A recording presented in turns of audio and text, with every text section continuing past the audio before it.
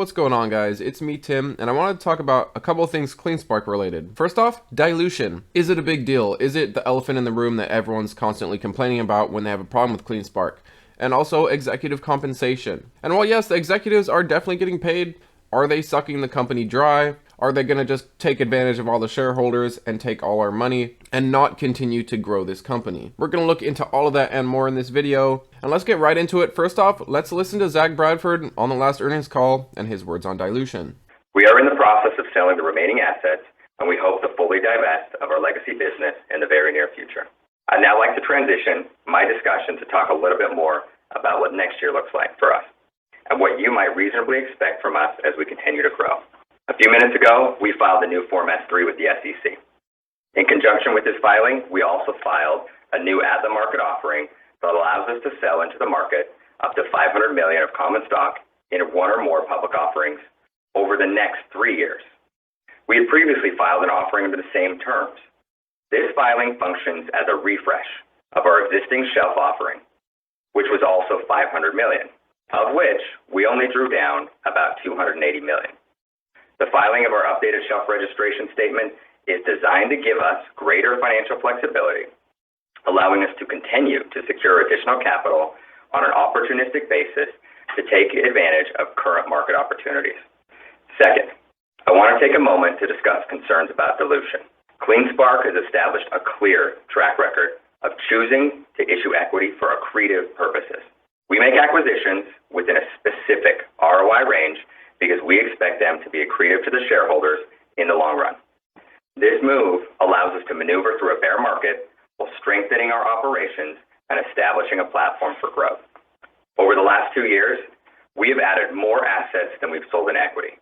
Over those 2 years, we raised approximately $395 million in equity, and during the same time, we purchased miners, facilities, infrastructure, and acquisitions totaling approximately $440 million. Also, adding only around $20 million in debt to our balance sheet. Our Bitcoin mining revenue and adjusted EBITDA for the last 2 years combined was $170 million and $77 million respectively.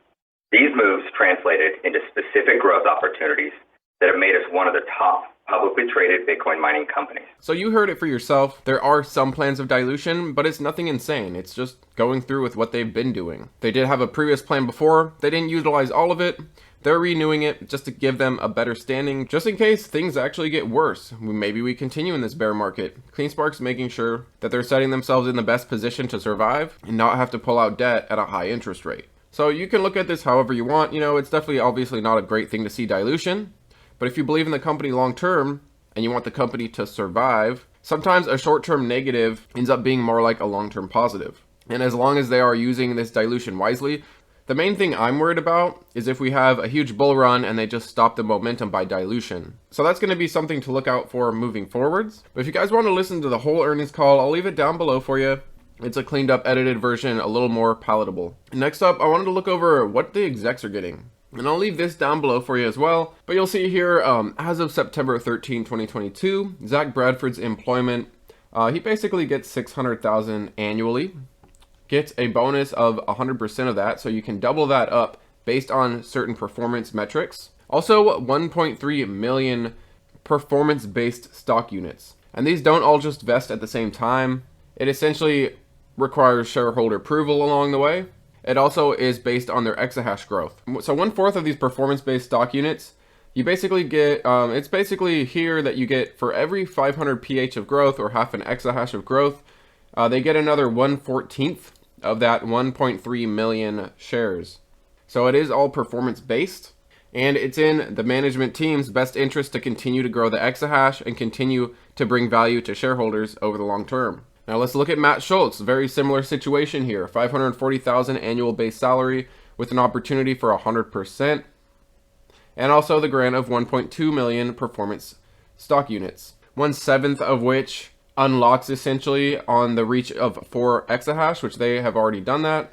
So 1/7 of these are already unlocked, plus an additional 1/14 based on an incremental 500 pH. And we've got a similar story here for Gary V, the financial officer.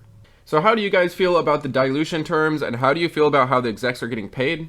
And one thing you do have to think about is if it wasn't for them and their high payouts and their performance-based compensation, things like that, you know, if it wasn't these execs and if it was a different set, maybe they would be in the microgrid business still. Maybe they wouldn't be pulling, you know, 20, 30, 40, $50 million per quarter in revenue, which is all due to the decision of the execs. So there are obviously all kinds of different ways to look at this. From a short-term standpoint, you know, exec-based compensation, dilution, all that isn't good for us shareholders, and it takes value away from us in a way.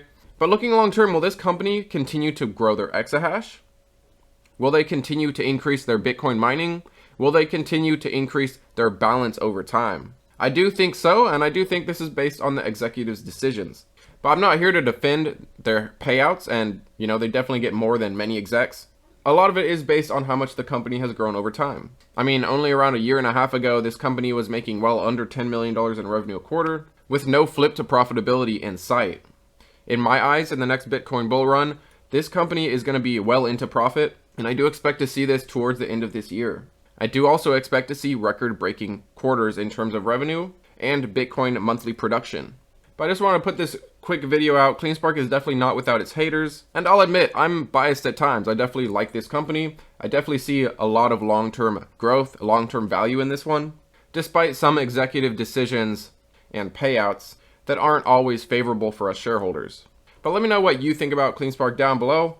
Is this company gonna make money for us over the years? In my eyes, that's the bottom line. Let me know if you think yes or no. But thanks as always, guys, and have a good day.